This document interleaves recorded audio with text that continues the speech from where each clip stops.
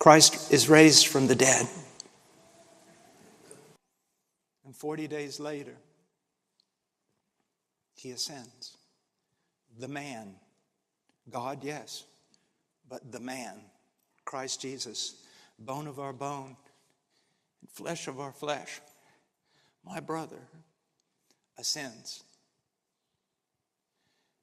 And he reaches the gates of glory, the gates of heaven. And this is what he says: Lift up your heads, O gates, and be lifted up, old ancient doors, that the King of glory may come in. Spurgeon and others have said, at his voice all of heaven runs to the parapet and looks over the wall of heaven, saying, who is this who dares command heaven? What man has ever made it this far? What man dares to lay his hand on this latch? And Jesus responds. They say to him, who is the King of glory? And Jesus responds, the Lord, strong and mighty, the Lord mighty in battle. Lift up your heads, O gates, and be lifted up, old ancient doors, that the King of glory may come in.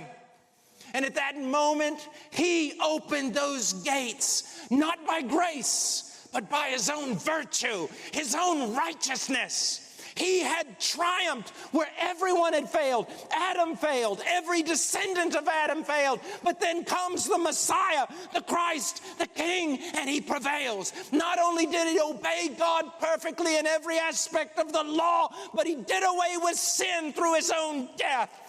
And he rose again from the dead, and he ascended up into heaven, and he commanded those gates to be opened for us. And when he walked through that door, all of heaven crashed to the floor.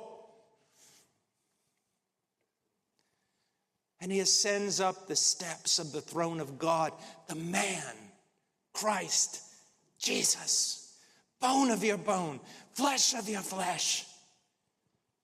And he sits down at the right hand of God, and I could suppose God would look over and say, it is finished.